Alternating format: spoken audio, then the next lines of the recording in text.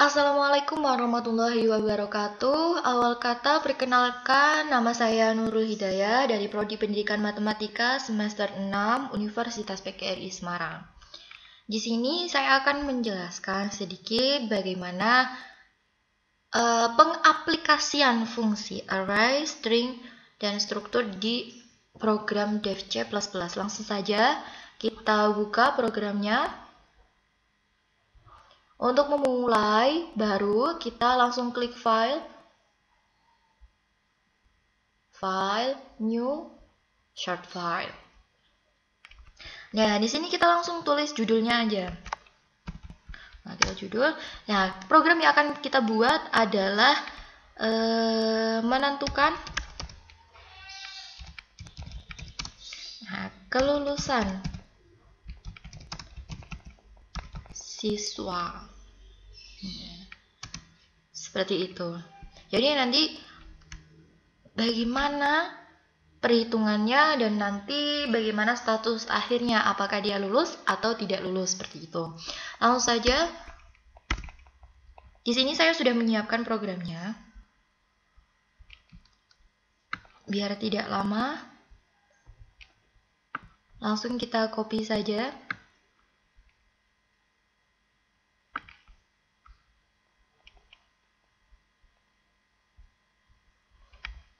Langsung kita copy saja di sini. Oke, ini programnya. Saya akan menjelaskan sedikit. Di sini ada include sionio.h yang saya gunakan. Ini fungsi buat apa? Merupakan file header yang berfungsi untuk menampilkan hasil antar mukat kepada pengguna. Nah, yang selanjutnya ada stdio.h. Ini merupakan singkatan dari standar input output header yang digunakan di DevC++. Di sini juga ada di IOStream, juga sama, merupakan input output system yang harus diaplikasikan ketika kita menggunakan DevC++. Ada IOManip, itu untuk mengatur tampilan layar, dan include string yang nanti kita akan gunakan fungsi string juga. Di sini kita tuliskan using namespace std. Nah, ini ada juga in main, kurung buka kurung tutup. Ini digunakan untuk memulai suatu program. Nah, seperti itu, seperti biasa. Langsung kita inputkan char, nama. Nah, ini 25 dalam kurung, alamat ini 20. Nah, ini apa artinya? Nah, ini nanti nama ini yang akan kita panggil nanti waktu program. Nah, seperti itu. Dan 25 ini adalah maksimum 25 karakter yang akan kita inputkan di program nanti. Seperti itu. Yang selanjutnya ada cout. Nah, ini adalah kalimat yang akan kita tampilkan waktu di tampilan luar nanti yang akan kita tampilkan dalam program. Itu kita masukkan ke cout. Nah, cin. Nah, cin ini buat apa? Nah, ini nanti ini yang akan kita panggil, ini yang akan kita proses lewat cin. Nah, seperti itu. Nah, selanjutnya ini sama, masih sama. Ini ada i kode. Nah, untuk mengatur urutan. Seperti itu. Jadi nanti bisa urut dari data ke 1 sampai data dan selanjutnya, seperti itu. Char nama ini juga sama, maksimum 20 karakter, dan ini ada float, UTS, UAS, hasil. Nah, ini sama juga, nanti kita akan panggil UTS, UAS, hasil. Nah, itu yang akan nanti kita proses, seperti itu. Lalu yang selanjutnya ada cout, cin, ini sama. Nah, ini for i sama dengan 1 dan i. Nah, kode i itu i++. Nah, setiap nanti tambah datanya itu akan bertambah 1-1. Nah, itu sudah tersistem di situ, seperti itu. Jadinya ini sudah otomatis nanti akan urut data ke berapa, seperti itu. Nah, seperti itu. Lanjut n.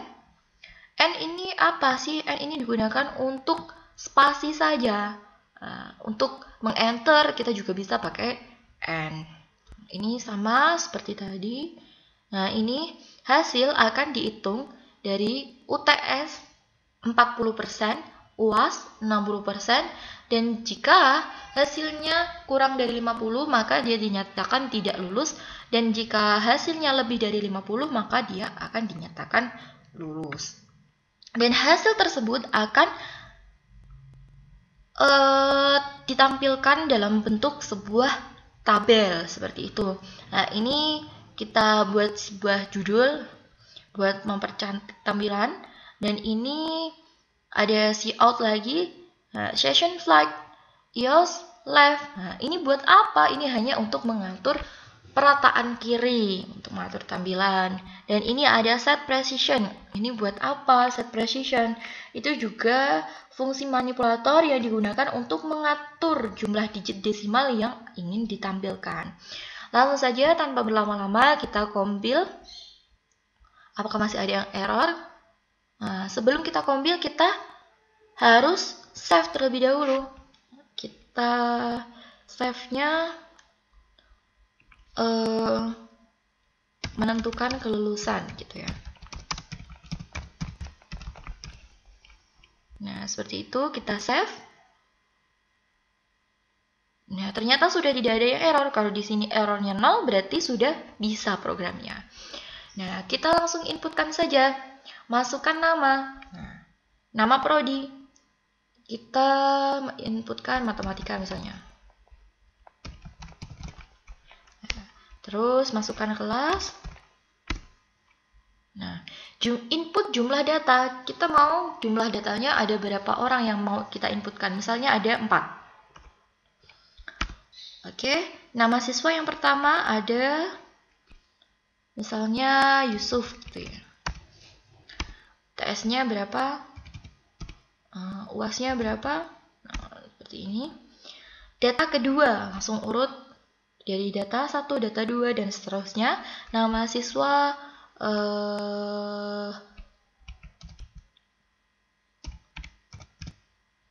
nah, misalnya Syahrul. Nilai UTS-nya berapa? 56. Terus UAS-nya berapa? 90 misalnya. Terus kita enter lagi. Nah, langsung nama siswa yang ketiga misalnya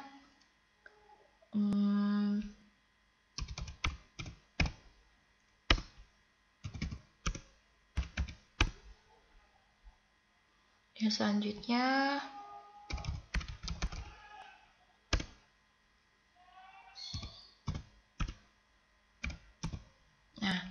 langsung kita enter. Nah, akan muncul sebuah tabel seperti ini.